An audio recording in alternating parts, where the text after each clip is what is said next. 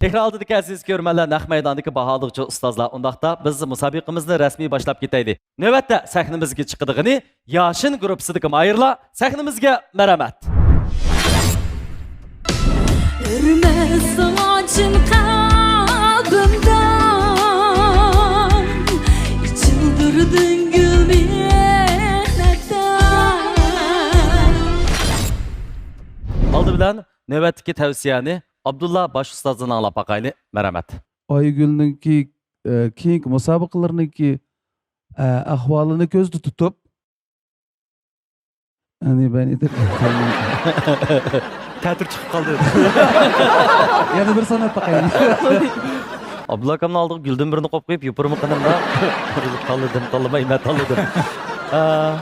Mevlana Efendim'ninki Yeni Nur grupsiga vakaleten berdigan tavsiyasini anlap baqaylı. Aşında aldın azırak suzulduğu dep tosaqlı bir şey toxtub alsız. O Nefes yetmey aralıkta kaldı nefes mı? aldığı yerde ammay Ha. uzun ekilip ayıqdı kam. İsava çıtak.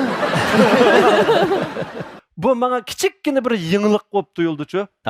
Xuddi bir bazı bir sanat eserlerinde qəsdən bir kemtiklikni qop qoyuş arqılıq bir güzellik payda qıldığan bir işler var-çu. Men bunu bugünkü bu meydanda sizin kemçiliğinizde düşünmedim. Belki bana adetdeki eğitilişten azırak başqa tuyğu verdi sizin şunda eğitişiniz.